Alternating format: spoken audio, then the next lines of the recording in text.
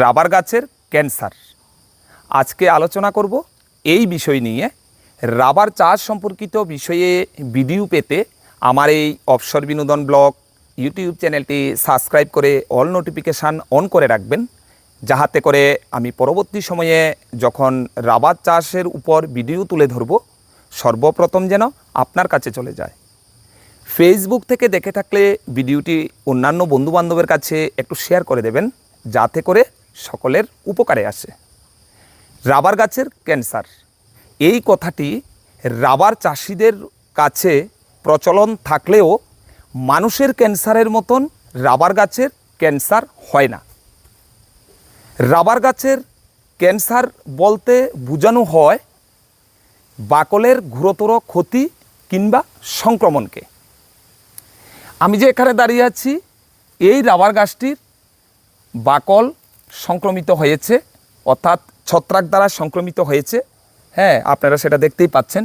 এই যে দেখুন পুরো রাবার গাছটা, হ্যাঁ পুরো রাবার গাছটা বাকল শুকিয়ে গেছে, ক্ষত হয়ে গেছে বা বাকল ফেটে যাচ্ছে।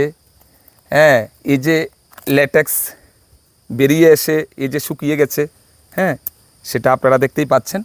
হ্যাঁ, পুরো গাছটার, ক্যামেরাম্যান তুমি একটু উপরের অংশটাকে দেখাও। এই যে দেখুন পুরো উপরের অংশটা, হ্যাঁ এই যে দেখুন বাকল কালো কালো হয়ে গেছে। এই যে দেখুন হ্যাঁ পুরো বাকল নষ্ট হয়ে গেছে। হ্যাঁ, এছাড়া উপরের অংশে দেখা যাচ্ছে কালো আঠালো জাতীয় এক ধরনের তরল বেরিয়ে আসছে। এই রাবার গাছটির ছত্রাক সংক্রমণ হয়েছে, যেটাকে অনেকেরাই ক্যান্সার বলেন। এবার আসছি এর লক্ষণগুলি কি। এর লক্ষণগুলি হচ্ছে বাকল শুকিয়ে যাওয়া, বাকল ফেটে যাওয়া, বাকলে ক্ষতর সৃষ্টি হওয়া, ক্ষত স্থান থেকে ল্যাটেক্স বেরিয়ে আসা কিংবা কালো তরল পদার্থ বেরিয়ে আসা, বাকলের অংশ পচে যাওয়া, ক্ষতস্থান ধীরে ধীরে বড় হতে থাকা এবং আক্রান্ত জায়গার উপরে ডালপালা শুকিয়ে যাওয়া। এই যে দেখুন এই রাবার গাছটা দেখুন, ডালপালাগুলি শুকিয়ে গেছে। এই সমস্যা কেন হয়? এই সমস্যা হয় ছত্রাক কিংবা বিভিন্ন রোগ জীবাণুর সংক্রমণ, অতিরিক্ত ট্রেপিং কিংবা ভুল ট্রেপিং এবং বাগানের অভ্যন্তরীণ অংশে সঠিক পরিচর্যা না থাকা।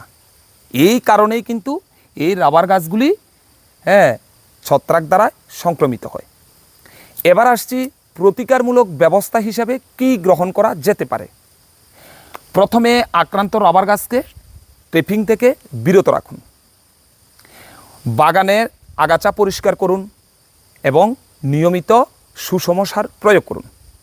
আর আক্রান্ত জায়গার এই যে শুকিয়ে যাওয়া এই বাকলগুলি, এগুলি ভালোভাবে পরিষ্কার করে আক্রান্ত জায়গাতে কপার অক্সিক্লোরাইড 50 WP এই মেডিসিনটি আপনারা প্রতি লিটার জলে 3 গ্রাম মিশিয়ে আক্রান্ত জায়গাতে ভালোভাবে স্প্রে করুন এবং যতদিন না পর্যন্ত এই গাছটা সুস্থ হবে না ততদিন কিন্তু এই রাবার গাছের ট্রেপিং বন্ধ রাখবেন।